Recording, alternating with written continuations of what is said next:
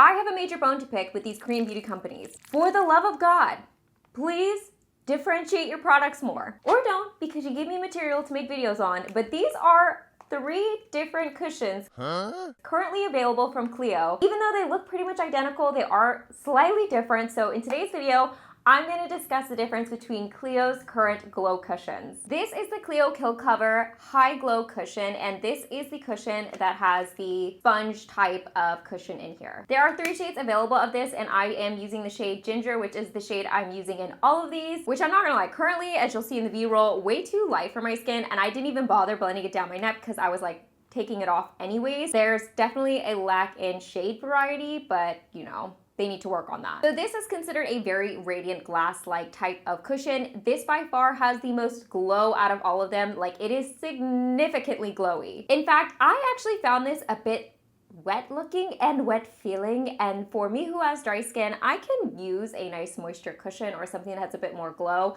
This, on the other hand, was just way too much for me. As far as the coverage goes, I felt like this was like a medium coverage compared to the other cushions that I'm going to be discussing in this video. And another thing I noted was the blendability of this cushion wasn't that strong. It felt like I was going over some of the sections of my face over and over again. And then longevity. Not the longest lasting cushion. Next, we move on to the next rendition of their glow cushion. This is the Kill Cover Mesh Glow Cushion. This has 1 more shade available at 4 shades, and again, I'm using the shade Ginger. The finish of this is actually very interesting because it has like a bit of a glow to it, but it's a much more wearable glow. In fact, if I were to describe the finish of this, I would say it's more kind of like a satiny type of finish. I was pleasantly surprised by the lightweight nature of this, but I will say because it is so light, it didn't have a ton of coverage. And for me, if I'm gonna put something all over my skin, like if I'm having a foundation day, I'd like something to have a little bit more coverage, so I'd have to go back over those spots to spot conceal. As I mentioned, the most blendable out of the 3, I felt like this was the least finicky when it came to getting a nice, smooth, and even application on the skin. And longevity wise, I felt like this did last throughout the day. Last but not least, we have the newest edition of the glowy cushions for CLIO. This is the Kill Cover Mesh Glow Essential Cushion. Again, I'm using the shade Ginger, and we get 1 more shade with this at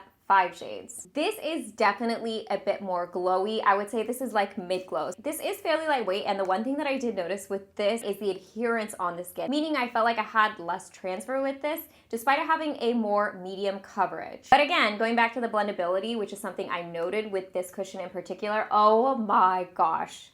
It took me a hot minute. Like, I was working on this, getting it smooth for quite a bit of time. I felt like it did last pretty much a good 6 to 7 hours before I really started to see it breaking down on the skin. So those are the differences between CLIO's glowy cushion lineup. Let me know if there's any other cushions you want me to review or any brands you'd like me to check out.